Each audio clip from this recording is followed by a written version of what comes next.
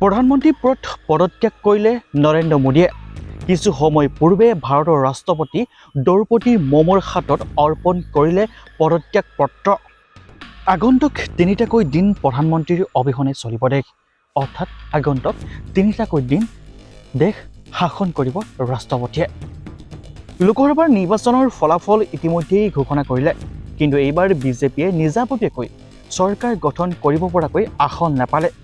এইবাৰ বিজেপিয়ে 240খন আসন পাবলৈহে সক্ষম হ'ল, কিন্তু চৰকাৰ গঠন কৰিবলৈ ভাৰতবৰ্ষত অতি কমেও 272খন আসন পাবই লাগিব।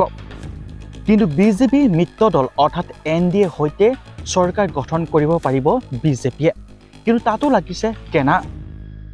বিহাৰৰ মুখ্যমন্ত্ৰী নীতিশ কুমাৰ আৰু অন্ধ্ৰপ্ৰদেশৰ চন্দ্ৰবাবু নাইডুৱে বৃহৎ পৰিমাণৰ দাবী উত্থাপন কৰিছে, যদিহে তেওঁলোকে বিজেপিৰ লগত চৰকাৰ গঠন কৰে মিত্ৰজোঁট হিচাপে, তেনেহ'লে গৃহমন্ত্ৰী, বিত্তমন্ত্ৰীকে আদি কৰি কেইবাটাও ডাঙৰ পদবী তেওঁলোকক দিব লাগিব।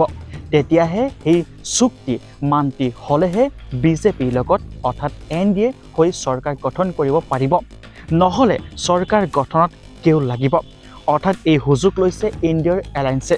কিছু মাহৰ পূৰ্বে নীতিশ কুমাৰ অৰ্থাৎ বিহাৰৰ মুখ্যমন্ত্ৰী ইণ্ডিয়াৰ এলায়েন্সৰ এটা অংশ আছিল, কিন্তু তেওঁলোকৰ মাজত ভুল বুজাবুজি হোৱাৰ বাবে তেওঁলোক আঁতৰি গৈছিল।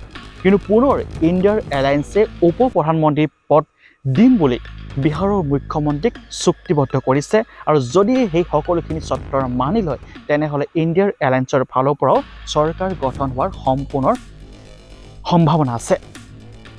যদিহে কোনো কাৰণত ইণ্ডিয়াৰ এলায়েন্সে চৰকাৰ গঠন কৰে, তেনেহ'লে কংগ্ৰেছৰ প্ৰাৰ্থী ৰাহুল গান্ধী নাইবা বিহাৰৰ মুখ্যমন্ত্ৰী নীতিশ কুমাৰ প্ৰধানমন্ত্ৰী হোৱাৰ পূৰ্ণ সম্ভাৱনা আছে। কিন্তু এই ক্ষেত্ৰত অন্ধ্ৰপ্ৰদেশৰ চন্দ্ৰবাবু নাইডুৱে বিজেপিৰ লগতে মিত্ৰতা থাকিম বুলি ইতিমধ্যে মোদী ডাঙৰীয়াক প্ৰতিশ্ৰুতি দিছে। কিন্তু চন্দ্ৰবাবু নাইডু থাকিলেও যদিহে নীতিশ কুমাৰ নাথাকে, তেতিয়াও কিন্তু চৰকাৰ গঠন কৰিব নোৱাৰে বিজেপিয়ে। এই ক্ষেত্ৰত নীতিশ কুমাৰৰ যি পদক্ষেপ হ'ব তাক লৈ বহুত চিন্তিত হৈ পৰিছে বৰ্তমান সময়ত ভাৰতীয় জনতা পাৰ্টীয়ে।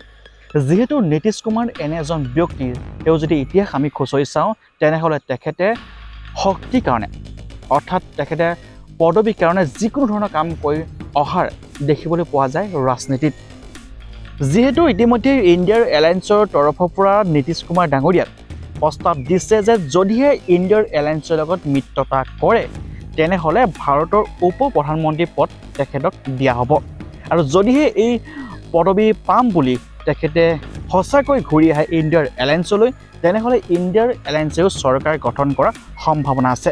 পিছতে দেখা পাব প্ৰকৃত ৰহস্য কি হ'ব।